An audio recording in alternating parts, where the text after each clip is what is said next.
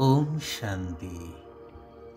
शांति सागर परमात्मांकर विश्व शांति स्थापना कार्य निजर तन मन धन सबुकिछि को सफल करुथिबा श्रेष्ठ आत्मा मानंकु हृदयर सहित ईश्वरीय शुभ अभिनंदन। सुप्रभात सुस्वागतम।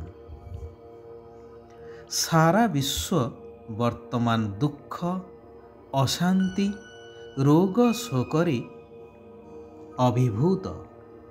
प्रति मुहूर्तरे आशा और आशंकारे रहिछि बा आशा और आशंकार दो छकिरे अनिश्चित जीवन जीउछि।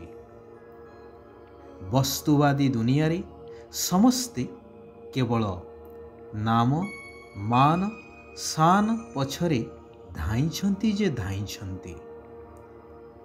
पिला बेले आमको शिक्षा दिया जाउथिला कि प्रातः समय रे निद्रारू उठी प्रथमे प्रभु को स्मरण कर एवं रात्रि रे बिछଣା को जाई निद्रा पूर्वरु प्रभु को स्मरण करी निद्रा जाओ। हेले वर्तमान से नियम जेपरि संपूर्ण परिवर्तन हो जाइछि।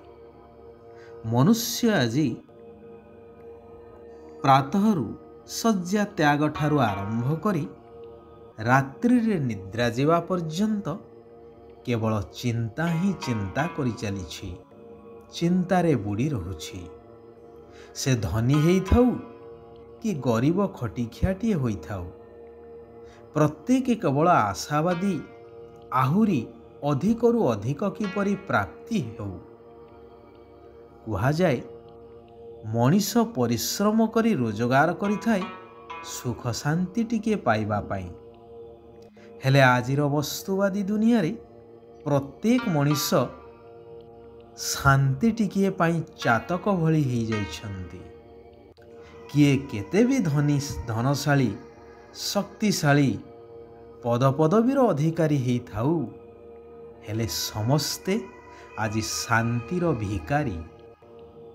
शांति पाइबा उद्देश्य रे मठ पंथ तीर्थ गुरु गोसाई आदि करुछंती, जाउछंती मठ मस्जिद को, मनोरम स्थान भ्रमण करुछंती, अजस्र अर्थ विनिमय रे शांति सम्मेलन आदि करुछंती।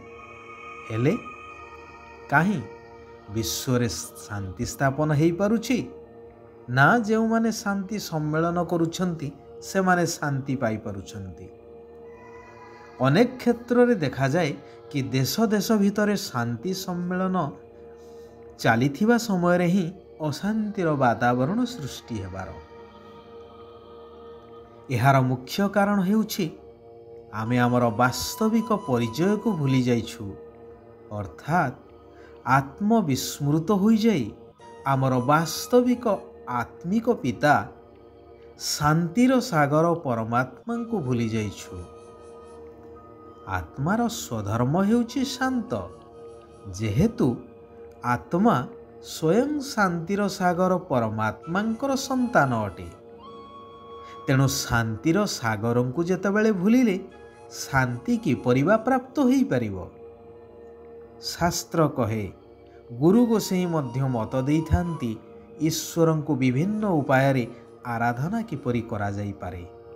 हेले जेतेबेले ईश्वरंकर वास्तविक स्वरूप को भूली जाइछे सेतेबेले केउ उपचार बा की कार्य रे आसी परिबो एवं आराधना द्वारा ता द्वारा फल किभଳି मध्य प्राप्त होई परिबो।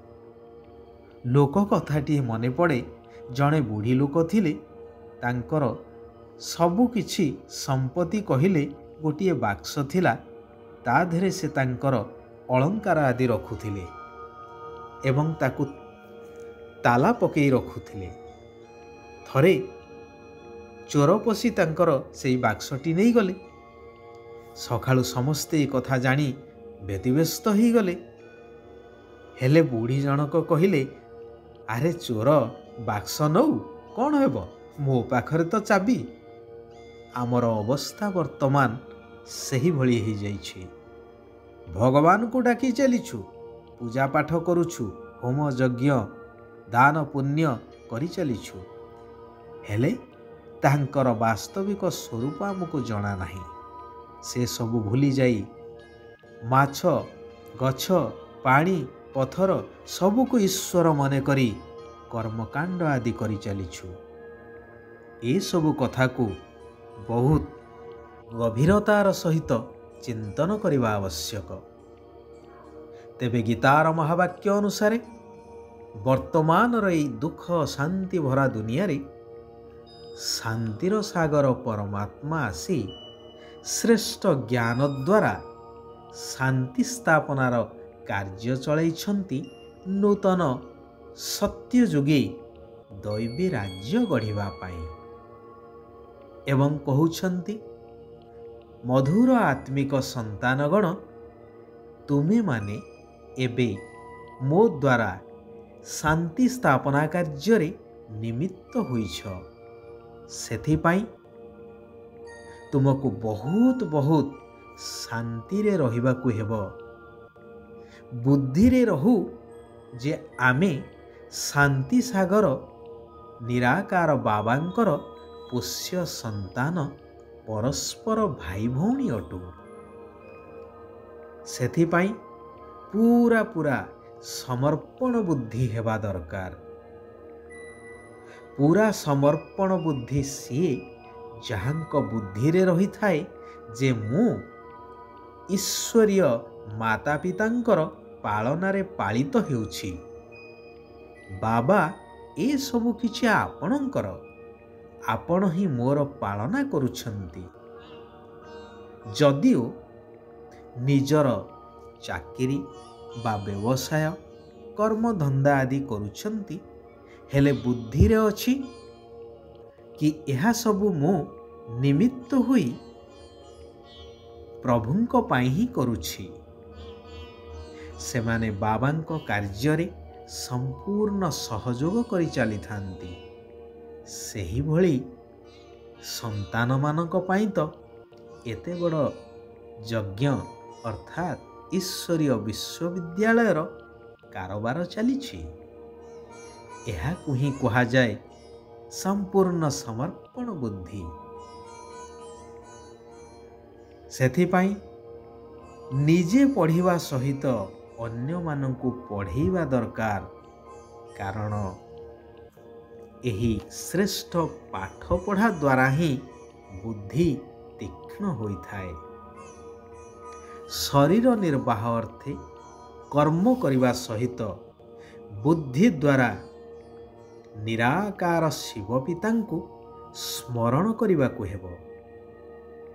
ବୁଦ୍ଧିକୁ ତୀକ୍ଷ୍ଣ କରିବା ପାଇଁ ଦେହ ଭିତରେ ରହି ମଧ୍ୟ ସବୁକିଛି କର୍ମ କରି ମଧ୍ୟ ଦେହର ବନ୍ଧନରୁ ଅଲଗା ରହିବାକୁ ହେବ। କିଛି ବି ହେଇଯାଉ, ହେଲେ ନିରନ୍ତର ସର୍ବଶକ୍ତିମାନ ନିରାକାର ବାବାଙ୍କ ସ୍ମୃତିରେ ରହିବାର ଅଭ୍ୟାସୀ ହେବା ଦରକାର, ଯଦ୍ୱାରା ଅନ୍ତମତି ସ୍ୱଗତି ପ୍ରାପ୍ତ ହୋଇପାରିବ। ଏହି ସ୍ମୃତିରେ ସର୍ବଦା ରହିବା ଆବଶ୍ୟକ କି ଆମେ ସ୍ୱୟଂ ଭଗବାନଙ୍କର ସନ୍ତାନ। ତେଣୁ ବହୁତ ମଧୁର ସ୍ୱଭାବଯୁକ୍ତ, ରାଜକୀୟ ମର୍ଯ୍ୟାଦା ସମ୍ପନ୍ନ, ଶାନ୍ତିପ୍ରିୟ, ଜ୍ଞାନବାନ ହୋଇ ଆନନ୍ଦରେ ରହିବା ଦରକାର। ଭଗବାନ ବରଦାନ ଦେଉଛନ୍ତି କି ଆତ୍ମ ଅଭିମାନୀ ସ୍ଥିତିରେ ରହି ମନୋରଞ୍ଜନ କରୁଥିବା ମର୍ଯ୍ୟାଦା ପୁରୁଷୋତ୍ତମ ହୁଅ। ଯଦି ସର୍ବଦା ସୁସ୍ଥରେ ରହିବାକୁ ଚାହୁଁଛ, ତେବେ ଆତ୍ମିକ ସ୍ଥିତିରେ ରହି ଆତ୍ମିକ ଶକ୍ତିକୁ ବଢ଼େଇବା ଦରକାର। ଆଚ୍ଛା, ଆଜି ପାଇଁ ଏଇଠାରେ ଆମେମାନେ ବିରାମ ନେବା।